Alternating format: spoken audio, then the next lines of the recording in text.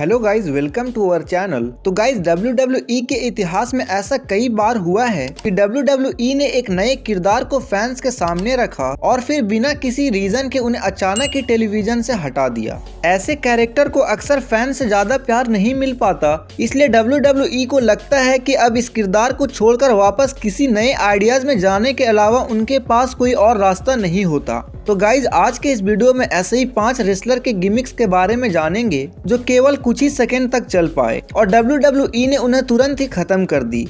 तो guys without wasting time चलो video start करते हैं। Number 1, the big show impersonator. Guys WrestleMania 16 के बाद WWE ने बिग शो को एक नया गिमिक्स देने का फैसला किया था। बिग शो ने इससे पहले ही रेसलमेनिया के मेन इवेंट में हिस्सा लिया था, लेकिन पुराने WWE चैंपियन बिग शो का ये ताकतवर रूप ना दिखाकर WWE ने फैसला किया बिग शो को एक कॉमेडी वाले किरदार में बदलने का। बिग शो ने पुराने और नए रेसलर की तरह तैयार होना शुरू कर दिया। बिग शो ने रिकीसी, वेल वीनस और यहाँ तक कि हल्क होगन की तरह नकल करी थी। इस गिमिक्स में बिग शो का परफॉर्मेंस काफी सही था, लेकिन इस तरह के गिमिक्स WWE में बीतते वक्त के साथ फीके पड़ने लगते हैं और इस किरदार के साथ भी ऐसा ही हुआ।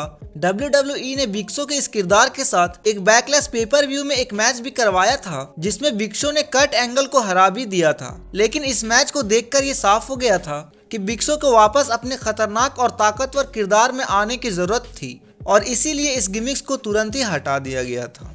गाइज अब बात करते हैं number 2, Albert hip hop hippo. Matt Bloom का WWE में अपने कैरियर के दौरान कई सारे गिमिक्स मिले हैं।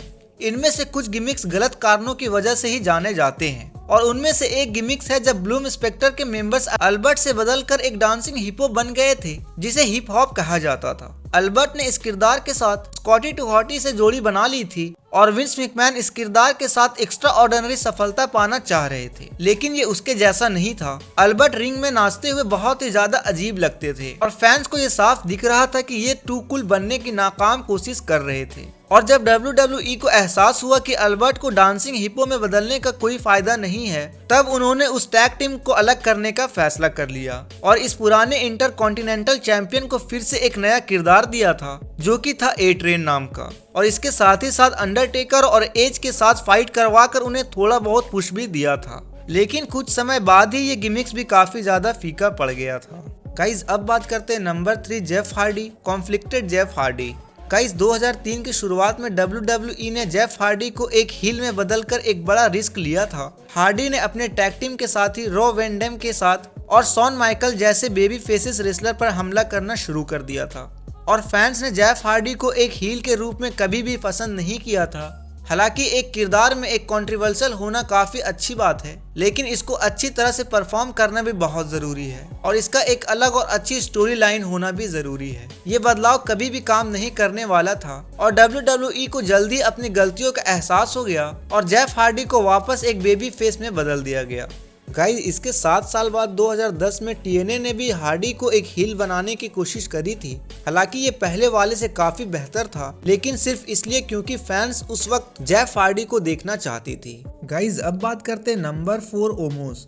गाइस रेसलमेनिया 39 में ब्रॉक लेसनर से मैच करने से कुछ सालों पहले ओमोस का एक ऐसा किरदार था जो केवल कुछ ही हफ्तों के लिए कायम रहा था। 2020 में ओमोस ने अकीरा तेजावा के निंजा फैक्शन से एक मेंबर के तौर पर डेब्यू किया था। जाहिर है कि ओमोस उस ग्रुप के सबसे लंबे सदस्य थे और वो बिल्कुल एक जायंट बॉडीगार्ड जैसे लगते थे और इसलिए उन्हें द जायंट निंजा भी कहा जाता था।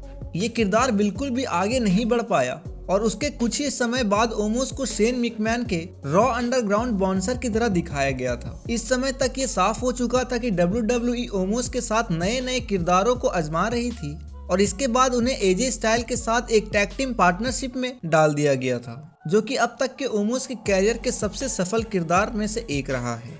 गाइज अब बात करते हैं number 5, Brian Kendrick, the mascot. Guys अपने पूरे रेसलिंग कैरियर के दौरान ब्रायन कैंड्रिक को कई सारे किरदार मिले हैं, लेकिन WWE में उनका सबसे पहला गिमिक्स ही शायद उनके सबसे अजीब किरदार था। WWE में कैंड्रिक अपने पहले गिमिक्स के लिए वेलोसिटी में एक मैस्कॉट बने थे। इसके बाद WWE जिस भी शहर में इवेंट करवाता था उसके ही लोकस स्पोर्ट्स टीम के मेंबर के तौर पर कैंड्रिक को रिंग में आने लगे थे और वो इसलिए हर हफ्ते अपना नाम बदला करते थे। इसके कुछ ही समय बाद WWE ने इस गिमिक्स के लिए इस कंसेप्ट को हटा दिया था और उन्होंने सोचना शुरू कर दिया कि जब केंड्रिक स्मैकडाउन में डेब्यू करेंगे तब उनको कौन सा किरदार देना सही रहेगा। तो गाइज ये थे WWE के इतिहास के 5 ऐसे गिमिक्स जो बहुत ही जल्द किसी अजीब तरीके से खत्म हो गए। तो गाइज ऐसा ही वीडियोस पाने के लिए हमारे चैनल को लाइक, शेयर एंड सब्सक्राइब करके बेल आइकन जरूर प्रेस करें।